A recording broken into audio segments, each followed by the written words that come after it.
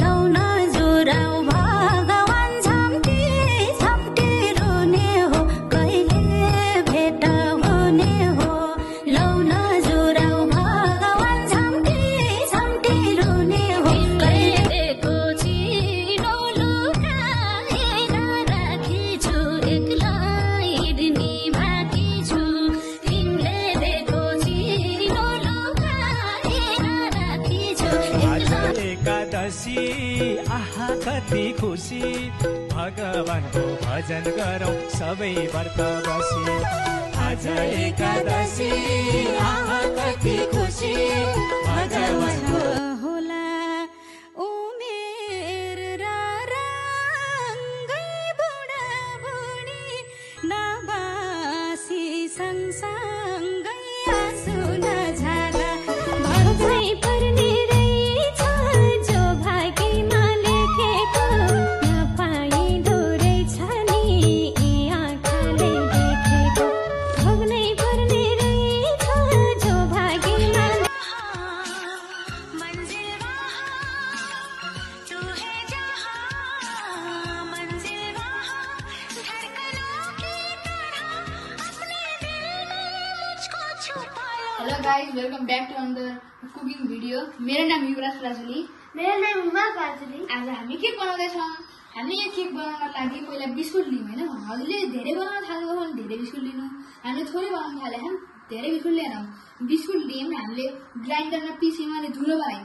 धुलो बनाएपछि हामीले धेरै बनाउँदै हुन्छ भने त्यो भाँडो ठुला भाँडोहरूमा हाल्नु, हामीले थोरै बनाउँदैनौँ त्यही भएर हामीले यो कचौरामा हालेका छौँ। त्यो धुलो कचौरामा हालेपछि हामीले फेरि त्यसमा दुध हालेर पहिला मिक्स गर्यौँ अनि अलिकति स्विट आउनको लागि 1 चम्मच सुगर हालेर हामीले फेरि घोल्यौँ अनि फेरि लास्टमा चाहिँ बेकिङ सोडा पनि हाल्यौँ। धेरै बनाउँदै हुन्छ मैदाहरू अन्डाहरूबाट बनाउँदै हुन्छ भने चाहिँ इनो हाल्नु होइन।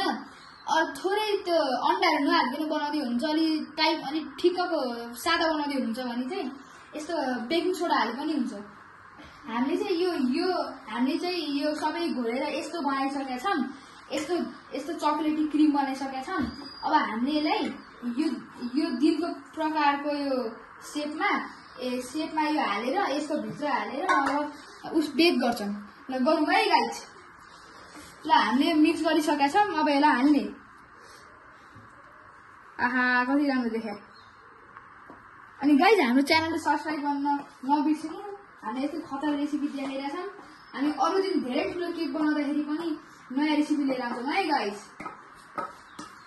हामीले यो हालिसकेका छौँ। अब यसलाई यसो दलिदिने जाँदा मजाको केक बन्नेछ, सादा र मिठो, छोटो र मिठो। अब हामीले चाहिँ यसमा बेक गर्ने हो। त्यसरी हाल्यौँ। ल हेर्नुहोस् है गाइस, अहिले पनि घरमा यस्तो बनाउन सक्नुहुन्छ। हामीले धेरै जङ्क फुडहरू त्यही बिस्कुटहरू हाल्यो, धेरै जङ्क फुड छैन यसमा, सबै होममेड नै हो।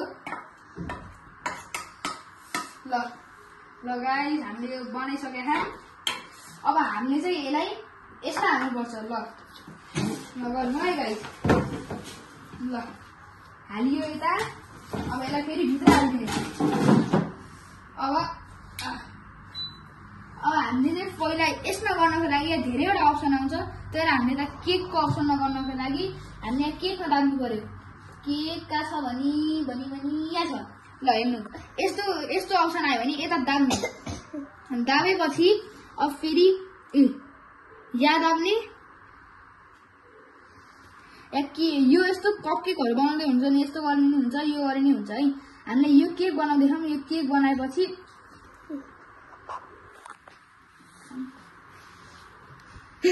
गाइस कस्तो आएन रुममै मम्मीले हेल्प गर्नुहुन्छ।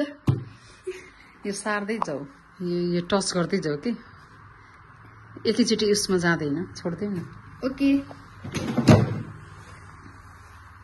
ओके भने याद आउने। ओके ल हामीले 20 मिनटको बनाखौँ। यो सार्दै जाऊ के यसरी सरेन सम। ओके ल गाइस, मलाई आएन। अब मम्मीले बनाउँदै हुनुहुन्छ। सर्नु पर्थ्यो, किन सरेन त अहिले?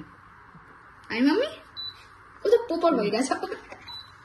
ए यसैबाट रहेछ क्या ए पहिले त दाब्ने अनि गर्ने हामी 30 मिनटको गरौँ ल गाइस हामीले यहाँ 30 मिनटको गर्दैछौँ किनकि ल 15 मिनट ल 15 मिनट ओके ल अब सिधै अन गरिदियो अब अन गरिदिने ल अब यो पाक्न थाल्यो हल्ला हेर्नु छ भने यहाँ लाइटमा दाबेर हेर्न पनि सक्नुहुन्छ